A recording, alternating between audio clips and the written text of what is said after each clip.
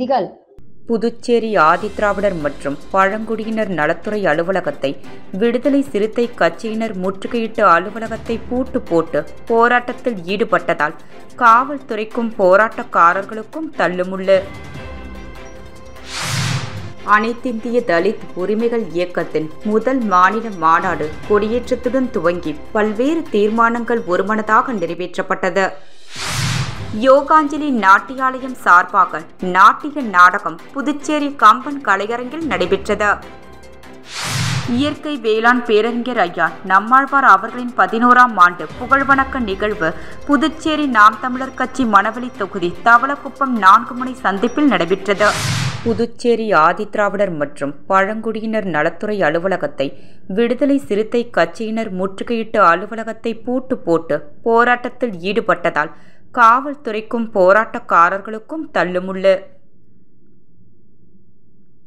புதுச்சேரி ஆதிதிராவிடர் நலம் மற்றும் பழங்குடியினர் நலத்துறையின் மூலம் SC/ST மக்களுக்கு பொங்கல் மற்றும் தீபாவளி இலவச வேட்டி சேலைக்கு பதிலாக பணமாக வழங்கிட வேண்டும், மாணவர்களுக்கான கல்வி கடனை தள்ளுபடி செய்ய வேண்டும் என்ற சிறப்பு கூறு திட்ட நிதியை முறையாக செலவிட வேண்டுமென்று வலியுறுத்தி விடுதலை சிறுத்தை கட்சியின் முதன்மை செயலாளர் தேவ பொழிலன் தலைமையில் ஆதிதிராவிடர் மற்றும் பழங்குடியினர் நலத்துறை இயக்கத்தின் அலுவலகத்தை பூட்டு போட்டு 200க்கும் மேற்பட்டோர் முற்றுகையிட்டு போராட்டத்தில் ஈடுபட்டனர்.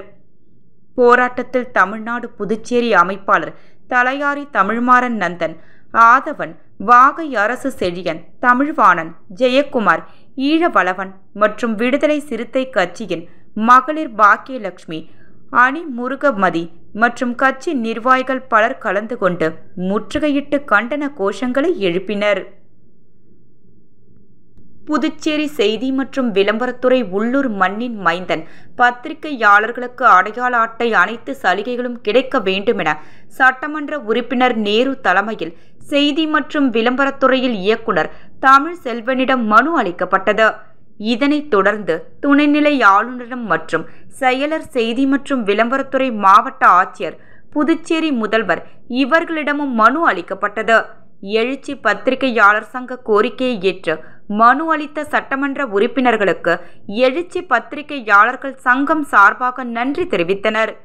சட்டமன்ற உறுப்பினர் நேரு MLA மனு அளிக்கும் பொழுது புதுச்சேரி எழுச்சி பத்திரிகையாளர் சங்க கௌரவ தலைவர் மதிமக ராஜா, முப்படை தளபதி பத்திரிகை தலைவர் சுகுந்தன், சாய் மீடியா பொருளாளர் ஆறுமுகம், வில்லங்கம் டிவி செயலாளர் சத்யா, புதுவை புரட்சி ஜெயம் டிவி துணைத் தலைவர் சரவெடி சுரேஷ், துணை பொருளாளர் கமல் ஸ்கைசாட், பரணிதரன் ITV, முனியன் புதுவை மறுபக்கம், தீபம் டிவி செல்வகுமார், மேலும் பல பத்திரிகையாளர்கள் கலந்து கொண்டு தன் கோரிக்கையை நிறைவேற்றுமாறு நேரு MLA தலைமையில் செய்தி மற்றும் விளம்பரத்துறை இயக்குனர் தமிழ் செல்வனிடம் மனு அளித்தனர்.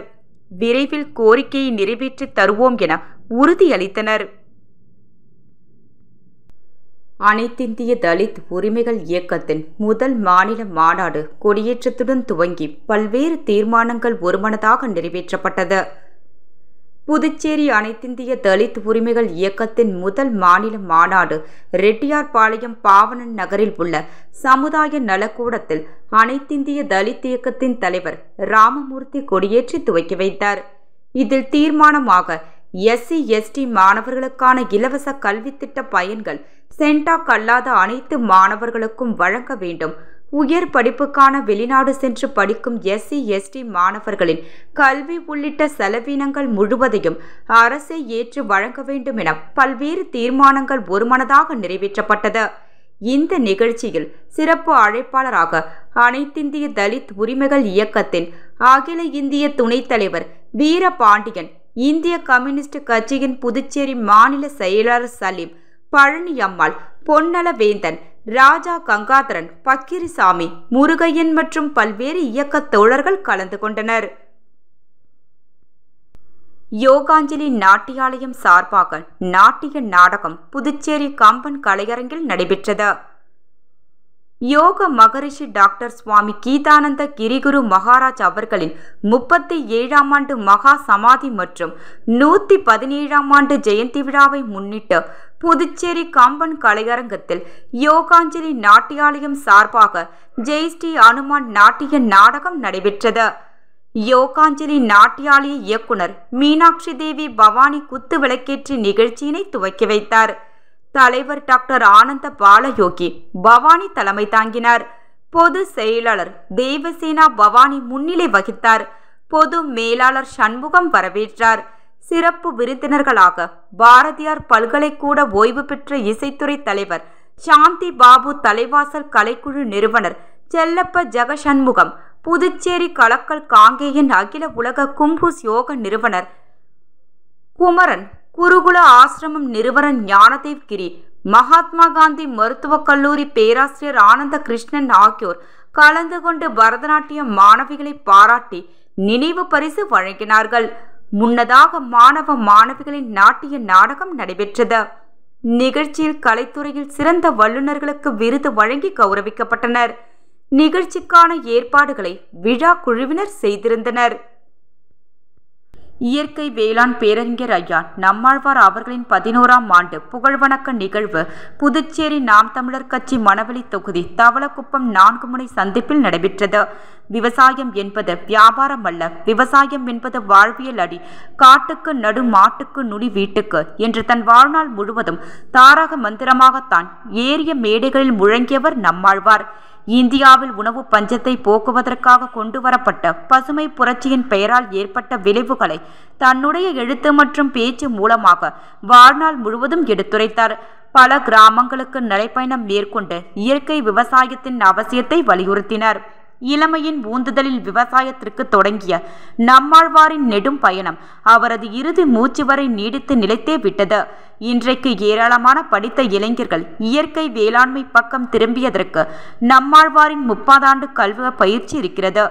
இப்படி வாழ்நாள் முழுவதும் தான் நம்பிய இயற்கை விவசாய முறை ஊக்குவிக்க போராடிய நம்மாழ்வார் கடைசி வரை தனது கொள்கையில் உறுதியாக இருந்தவர். வாழ்நாள் முழுவதும் இயற்கை விவசாயத்தை மீட்டெடுக்க போராடிய நம்மாழ்வார் மீத்தேன் திட்டங்களுக்கு எதிராக தொடர்ந்து போராடிய போராட்ட களத்திலேயே 2013ஆம் ஆண்டு டிசம்பர் 30ஆம் தேதி காலமானார்.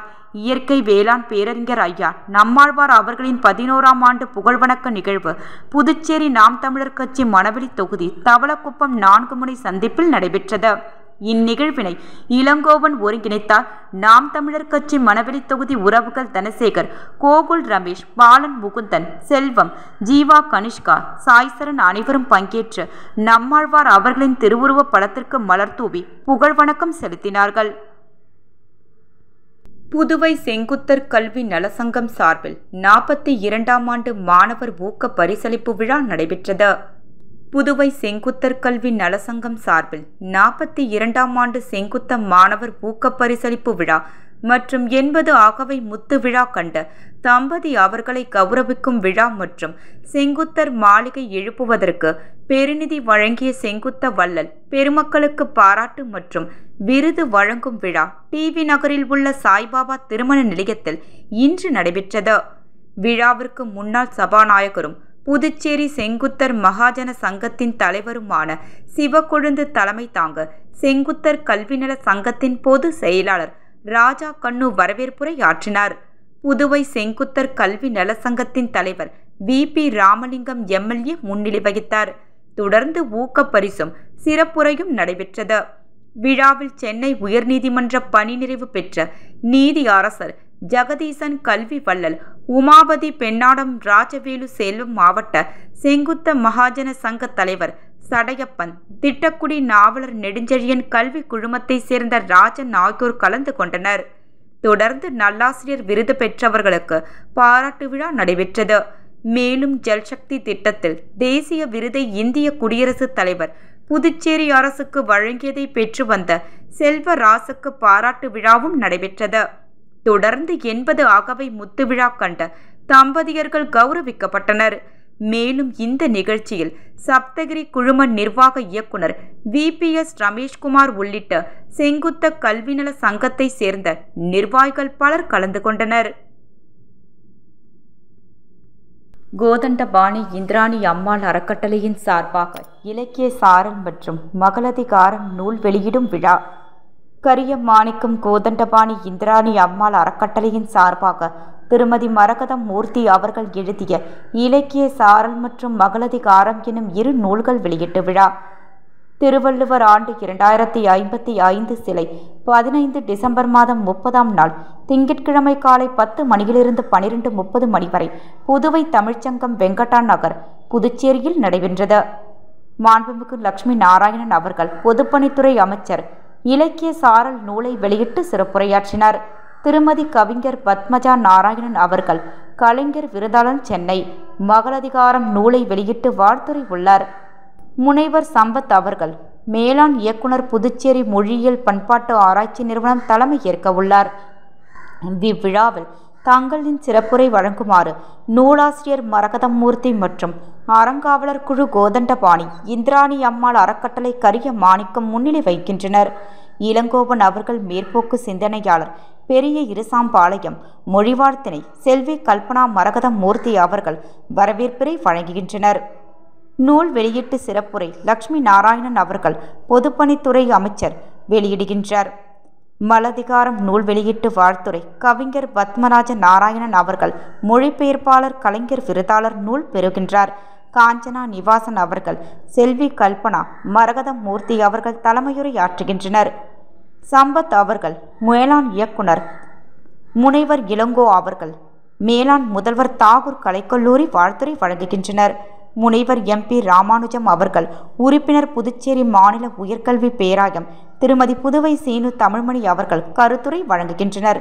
தொகுத்து வழங்குபவர் மருத்துவர் ஷம்சீர் அவர்கள்.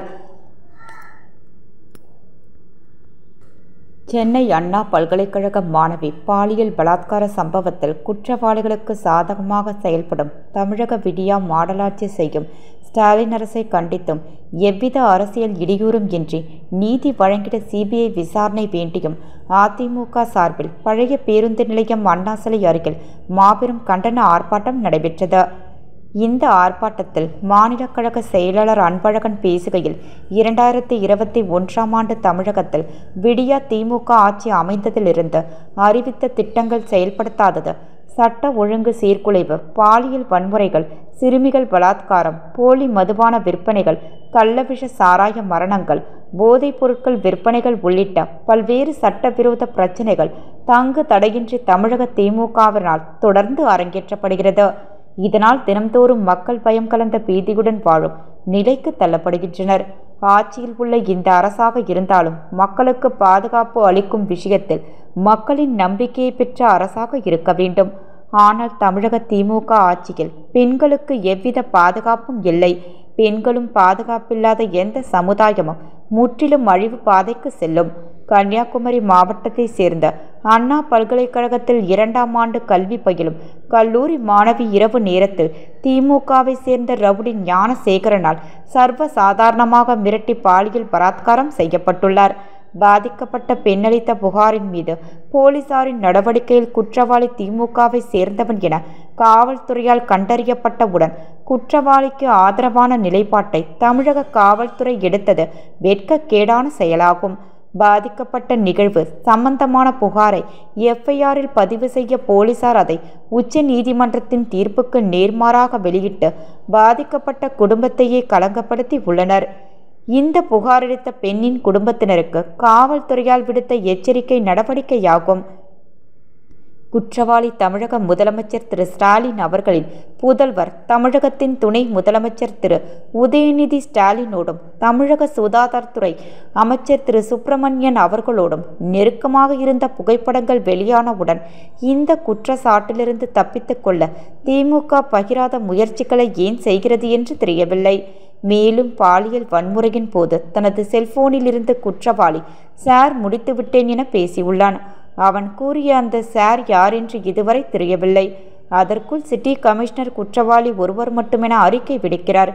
எனவே தான் இவ்வழக்கை CBI விசாரணைக்கு உத்தரவிட்டால்தான் பாதிக்கப்பட்ட பெண்ணிற்கு உரிய நீதி கிடைக்கும் என நாம் கழக பொதுச் செயலாளர் அறிவித்துள்ளார். இது சம்பந்தமாக கழக உயர்நீதிமன்றத்தில் தொடுத்த வழக்கில் 3 பெண் IPS அதிகாரிகள் தலைமையில் குழு அமைத்து விசாரிக்க வேண்டும் என உயர்நீதிமன்றம் அறிவித்துள்ளது. இந்த வழக்கு சம்பந்தமாக சுகாதாரத்துறை அமைச்சரும் காவல்துறையினரும் முன்னுக்கு பின் முரணாக பல்வேறு கருத்துக்களை தெரிவித்து வருகின்றனர். குற்ற சம்பவம் குறித்து அதிமுக உள்ளிட்ட சில அரசியல் கட்சிகள் அடுக்கடுக்கான புகார்களை திமுகவின் மீதும் ஆளும் அரசின் மீதும் தெரிவிக்கும் போது திமுக கட்சிக்கு தலைவராகவும் தமிழகத்தை ஆளும் அரசுக்கு முதலமைச்சராகவும் உள்ள திரு ஸ்டாலின் அவர்கள் இன்று வரை வாய் திறக்காமல் மௌனம் காப்பது ஏன்? குறைந்தபட்ச குற்றவாளி திமுகவை சேர்ந்தவராக இருந்தாலும் சட்டப்படி அவருக்கு அதிகபட்ச தண்டனை பெற்றுத்தருவேன் என வாய் திறக்காதது ஏன்? அதைவிட பாதிக்கப்பட்ட அந்த மாணவி சம்பந்தமான குடும்பத்தினருக்கு ஆறுதலாக முதலமைச்சர் என்ற அடிப்படையில் ஒரு வார்த்தை கூட பேச முன்வராதது ஏன் என கேள்வி எழுப்பினார். டுடே லோக்கல் எனப்படும் புதிய இணையதளம் புதுச்சேரி முதலமைச்சர் திரு ரங்கசாமி அவர்களின் பொற்கரலால் அறிமுகப்படுத்தப்பட்டது. அதனைத் தொடர்ந்து புதுச்சேரி உருளையன்பேட்டை தொகுதி சட்டமன்ற உறுப்பினர் திரு நேரு அவர்களை நேரில் சந்தித்து டுடே லோக்கல் நிறுவனத்தின் நிறுவனர் இளங்கோ அவர்கள் இணையதளம் குறித்து விளக்கத்தை வழங்கினார். உடன் டுடே லோக்கல் நிறுவனத்தின் நேஷனல் நியூஸ் மேனேஜர் மணிசாமி மற்றும் டுடே லோக்கல் நிறுவனத்தின் மேலாளர் விக்னேஷ் மற்றும் இணையதள வடிவமைப்பு நிறுவனமான சாஃப்டி நிறுவனத்தின் நிறுவனர் கௌதம் மற்றும் நிர்வாகிகள் உடனிருந்தனர்.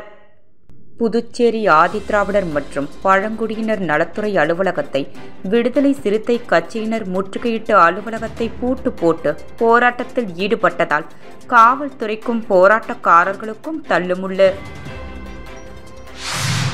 அனைத்திந்திய தலித் உரிமைகள் இயக்கத்தின் முதல் மாநில மாநாடு கொடியேற்றத்துடன் துவங்கி பல்வேறு தீர்மானங்கள் ஒருமனதாக நிறைவேற்றப்பட்டது. யோகாஞ்சலி நாட்டியாலயம் சார்பாக நாட்டிய நாடகம் புதுச்சேரி கம்பன் கலையரங்கில் நடைபெற்றது. இயற்கை வேளாண் பேரறிஞர் ஐயா நம்மாழ்வார் அவர்களின் 11ஆம் ஆண்டு புகழ்வணக்க நிகழ்வு புதுச்சேரி நாம் தமிழர் கட்சி மணவெளி தொகுதி தவளக்குப்பம் 4 முனை சந்திப்பில் நடைபெற்றது.